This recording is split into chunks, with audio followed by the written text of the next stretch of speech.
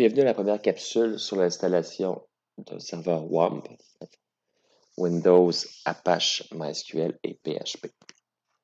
Et dans la première capsule, on va passer directement à Apache. Je considère que vous savez comment créer une machine Windows. C'est assez simple. Je m'en vais créer, dans une outil de recherche, Google ou Bing. Ici, j'ai Bing. Je cherche Apache Windows dans les zones de téléchargement. Je vais vous agrandir ça un petit peu. Je laisse ça un petit peu plus bas. On voit ici Apache HTTP Server, c'est ce qu'on veut, et Files for Microsoft Windows, parce que c'est ce qu'on a, on va l'installer sur Windows. Je clique ici. Il y a différents fournisseurs. Moi, celui que je vous conseille, c'est Apache Lounge. C'est celui que j'ai utilisé. On arrive ici. C'est écrit ici deux versions, Win64 et Win32 pour 64 bits et 32 bits. Je vais le télécharger.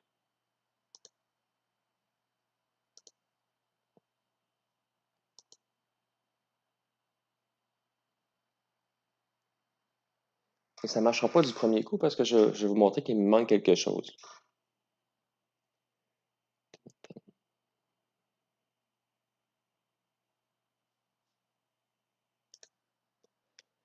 Parfait, c'est fait. Je vais aller dans l'explorateur de fichiers Windows, aller chercher mon fichier. Je l'extrais.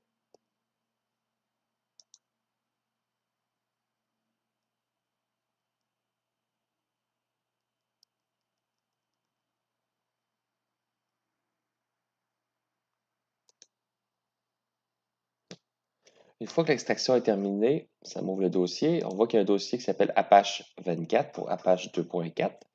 Je prends ça, je le copie et je vais l'envoyer dans mon C.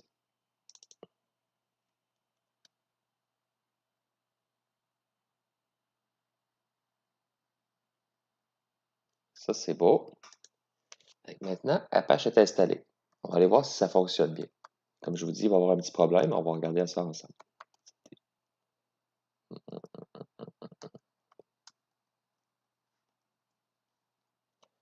CD Apache 24.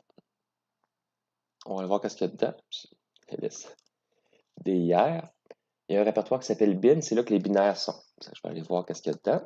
C'est des bins, dir, et on a notre processus ici, en fait notre exécutable qui nous intéresse, le HTTPD.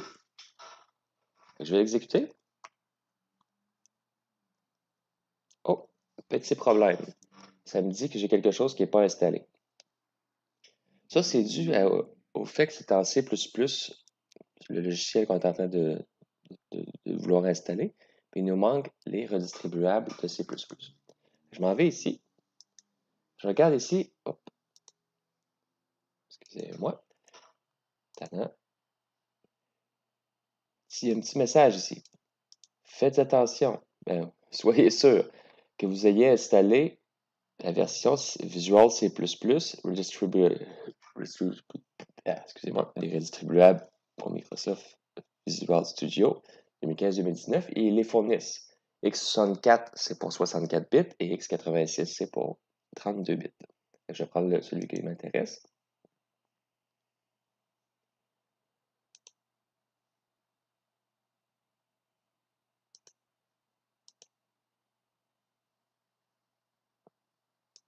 C'est terminé. On va aller voir si ça fonctionne mieux. Maintenant, j'ai plus d'erreurs. La question, OK, qu'est-ce qui se passe? Ça reste en ligne comme ça ici. On va regarder ça ensemble.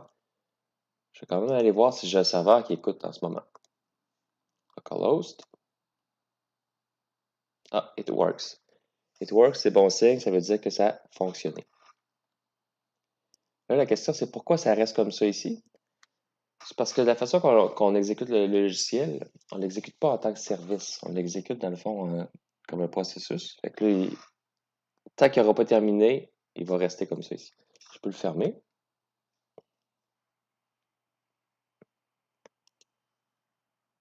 Petit délai peut-être.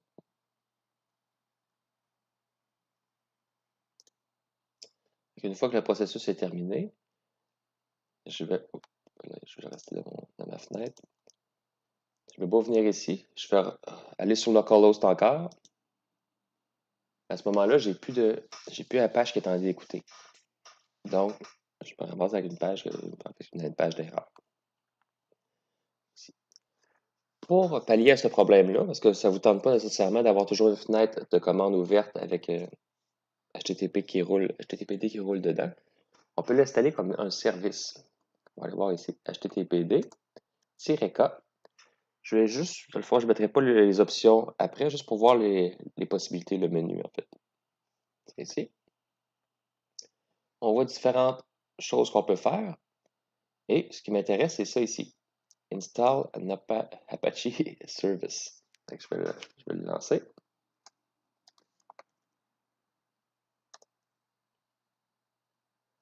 Normalement, ça est supposé d'avoir fonctionné. On peut aller voir dans nos services de la machine.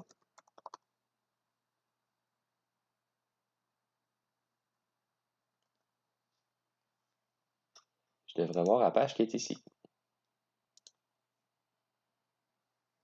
Il va partir au démarrage de mon ordinateur. En ce moment, il n'est pas démarré parce que la fois, mon ordinateur n'a jamais redémarré depuis l'installation. Je peux le démarrer ici. Sinon, en ligne de commande, c'est possible de le faire aussi. Start ici. Et le service est démarré. Je vais juste aller vérifier que ça fonctionne. Il faut toujours faire nos vérifications, en fait. It works. Dans le dossier Apache 24, j'ai parlé du bin qui contient nos binaires. En fait, qui contient surtout ça ici. Il y a ça que vous pouvez installer aussi qui vous permet de voir, d'avoir un petit icône en bas dans votre barre de tâches qui vous permet de voir s'il est actif ou pas. Je ne l'installerai pas pour l'instant, mais vous l'avez dans la documentation. Ensuite de ça, htdocs. On va ici. On va aller voir c'est quoi cette page-là.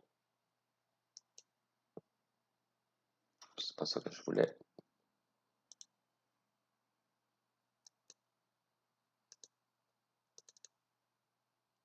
Ah, on voit que c'est la page, dans le fond, qui est servie. C'est la page sur localhost. Dans le fond, c'est mon dossier. C'est la même chose que le 3W root sur Apache. Pas sur Apache, sur Linux, excusez-moi. Ou le inetpub dans IIS. C'est ici que les sites vont être servis. Tous les sites que je veux installer, je peux les mettre là. Si je ne le mets pas là, le site, il va falloir que je configure mon Apache pour lui dire qu'il peut avoir un site ailleurs. Ça, on va le voir plus tard dans la session. Je m'en vais ici. Une chose qui m'intéresse, c'est ça ici, la configuration. Celui qu'on va utiliser le plus, c'est le httpd.conf. Je vais l'ouvrir.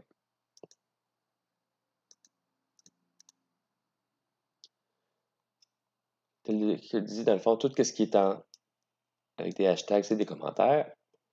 Ici, on a défini que la racine de notre serveur, dans le fond, les binaires et tout le tralala, est à cet emplacement-là. Si votre dossier ne s'appelle pas ça, il faudrait le changer ici. Puis define, c'est juste qu'ils définissent, dans le fond, une variable qui est réutilisée après. Là, ici. Je descends plus bas. J'écoute sur le port 80. Si vous avez déjà un serveur web, vous allez devoir choisir un autre port. Par exemple, vous pourriez choisir le port 8080.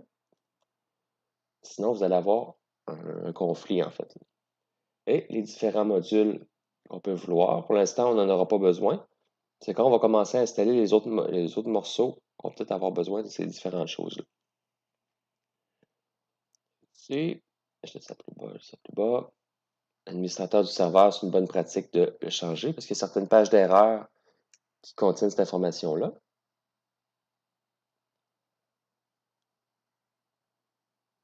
Je reviendrai quand on parlera du htaccess par rapport à ici, mais c'est plus dans quelques semaines. Le document root, c'est où est-ce que, dans le fond, nos sites sont. On a vu, dans le fond, que c'était dans Apache htdocs. Différentes choses ici. De la configuration pour le répertoire qui s'appelle Apache htdocs. Différentes choses qu'on verra plus tard dans la session ici. Ça, c'est l'HT-Access, c'est correct. Le niveau de journalisation, on avait déjà parlé, mais il y a d'autres niveaux ici, dépendant de où est-ce qu'on exécute Apache. Est-ce que c'est un serveur de production? Est-ce que c'est un serveur de développement? Plus on est bas, dans le fond, au niveau du développement, si on développe sur notre propre ordinateur, normalement, on va utiliser des bugs au info. Puis en production, on utilise vraiment ce qui est warning et plus. Et touche pas à ça, touche pas à ça. On voit qu'il y a différents trucs comme ça ici. Add type application. On va voir qu'on a besoin de ce genre d'instructions-là pour dire à Apache qu'il faut qu'il exécute du PHP. Pour avoir nos propres pages d'erreur sur le serveur, on y reviendra aussi. Et je pense que c'est tout pour ça ici.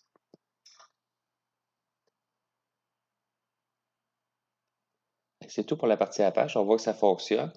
Il roule comme un service. Maintenant, la partie numéro 2, c'est d'essayer de rouler PHP dessus.